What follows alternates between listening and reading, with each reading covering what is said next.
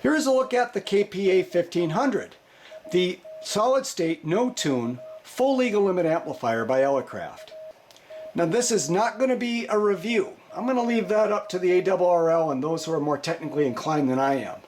But what this is aimed at is to give you a look at what the amplifier is like at someone's shack. I sure wish there was a video like this when I was making my purchasing decision, so hopefully this video will help those who are looking at this amplifier. With that said, let's get underway.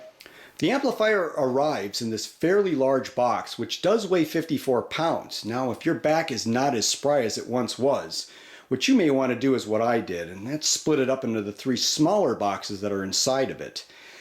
This is not an unboxing video itself. The amplifier has already been set up and is operational, but I do want to show you the box components. So we go over here and we see this nice little letter from Elecraft thanking us for our purchase. And then we get the, this is the big one, Elizabeth, I'm coming. The invoice, which inspired the Red Fox moment from Sanford & Son. And then the box components themselves. Here is the first box, which is this thin white one that has all the cables in it. Of course, that doesn't weigh very much. And then you get 2 other boxes, and they're both identically sized. And one is going to have the amplifier itself, and one's going to have the power supply. And again, they're both exactly the same size, and both weigh about 25 pounds, so fairly easy to tote around and get to your station without doing too much damage to your vertebrae. Elecraft has brought to us a very conveniently sized legal limit amplifier. In fact, width-wise, it's the exact same as the ICOM 7610.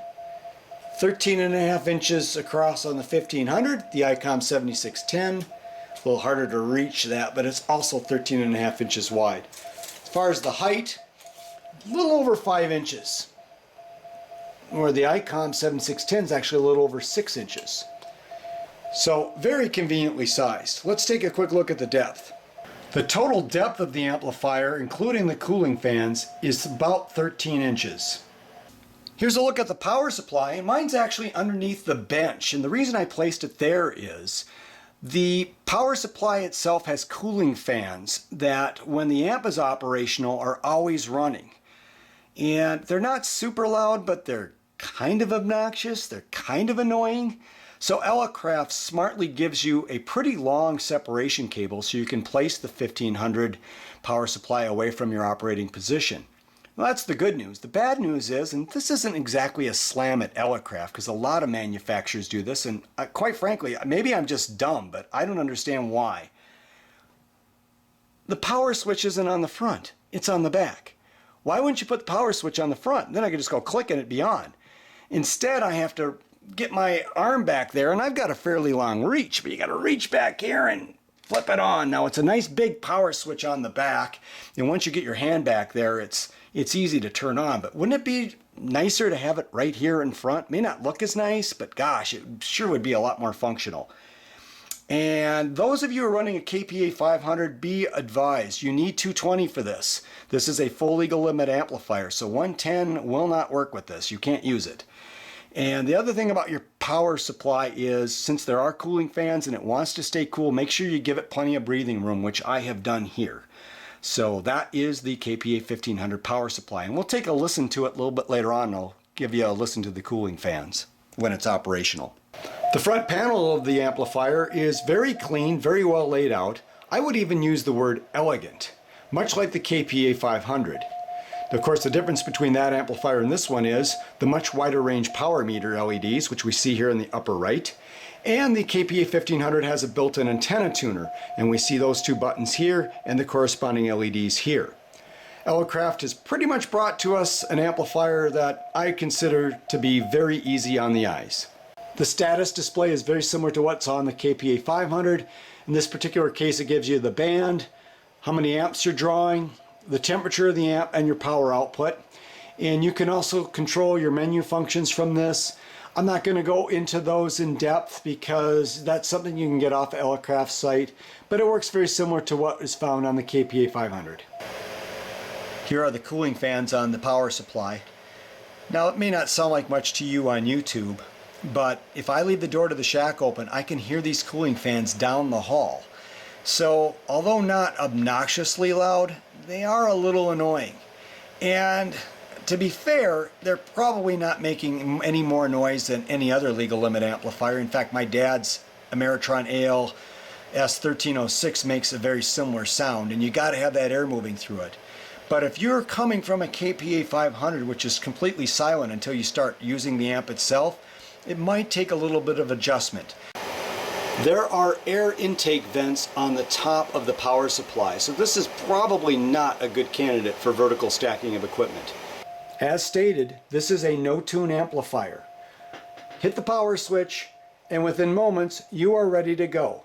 Drive it properly with a properly powered exciter and with a proper antenna, you will be delivering full legal limit within seconds.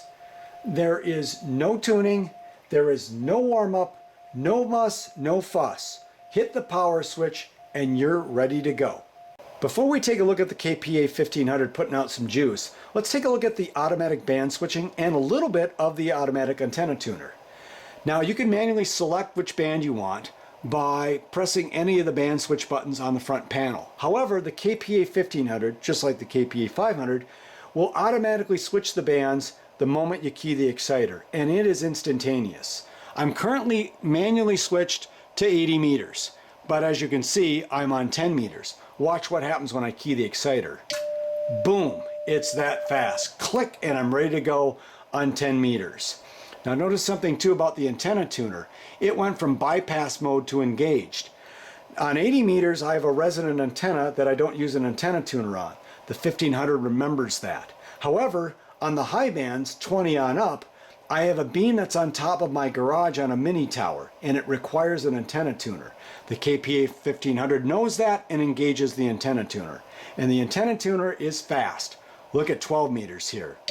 Boom, it's tuned, ready to go. Let's go to 15 meters. Boom, tuned, ready to go. For the antenna tuner to work that quickly, it does need to know the settings for each band that you're going to use. And that's a pretty simple process. Just push the ATU tune, ATU mode button. The in LED will start flashing, and over here on the left it says need tune power, key exciter. What you will do is send about 30-35 watts to it, and the relays will get to work, and you'll have a tuning solution. Let's see that in action. Boom, what did that take? Maybe a second? And I'm tuned up, ready to go. The KPA 1500 will store that information in the amplifier, and the next time I go to that frequency, the tuning process is almost instantaneous. Now the antenna tuner will handle a 10-to-1 mismatch. However, you will not get full legal limit when it's that much of a mismatch. It'll give you a full legal limit to about a 3-to-1 mismatch. But your best bet when using a full legal limit amplifier is to have yourself a pretty good antenna system to start with. So that is the suggestion by Elecraft, and probably just good amateur radio practice. Time now to get some power going through the KPA 1500. I'm currently on 15 meters. On that particular band, my antenna is limited to about 500 watts, so I can't use full legal limit here, but I do want to show you the antenna tuner in action and give you a little idea of how this works, and then we're going to move to 40 meters where I will do full legal limit. So I'm just going to send a series of V's here.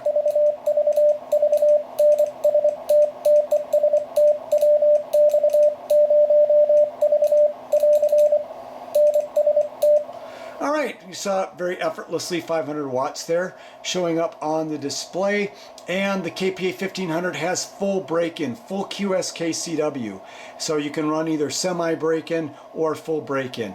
Now we're on 40 meter CW, and we're going to take a look at some full legal limit action with the KPA 1500.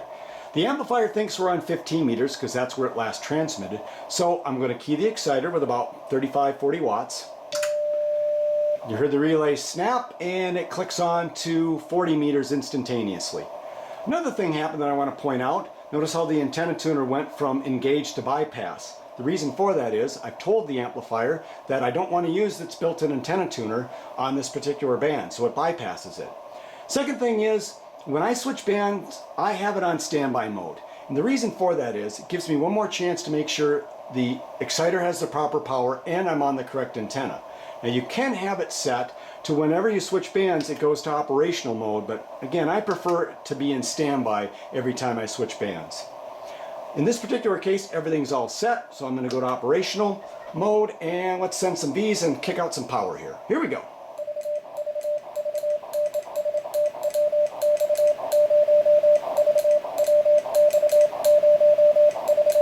Alright, effortless 1500 watts, bang, just works super slick. Interesting thing that people have mentioned about this is how they really can't hear anything in the initial stages of using the 1500. Let's turn down the volume. I'm going to send my call sign via the keyer. All you hear is the fan of the power supply in the background. Otherwise it's silent for now until the temperature starts climbing. And then the cooling fans on the back of the amplifier start kicking in. And that's where it can get a little noisy.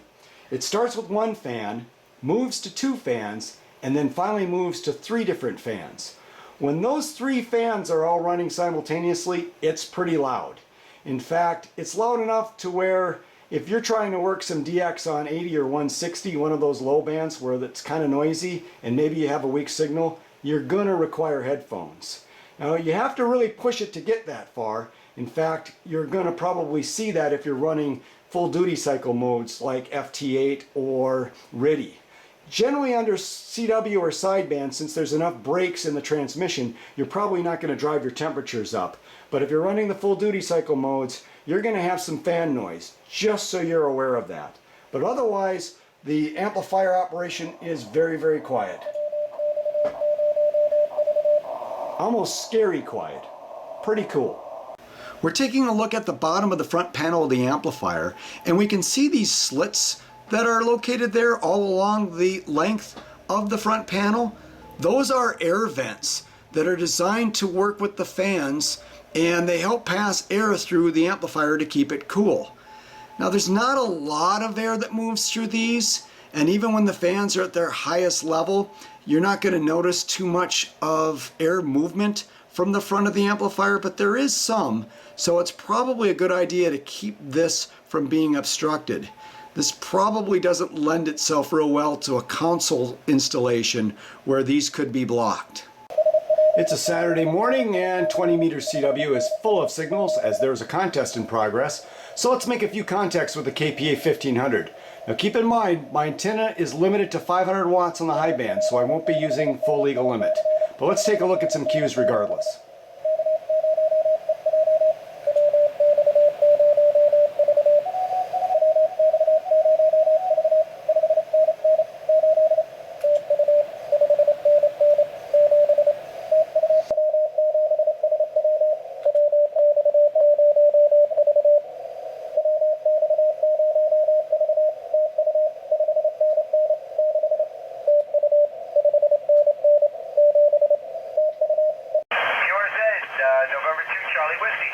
Whiskey X-Ray 0 Victoria. Whiskey X-Ray 0 Victor 598. Thank you very much, 597. Got 7. QRZ, November 2 Charlie Whiskey.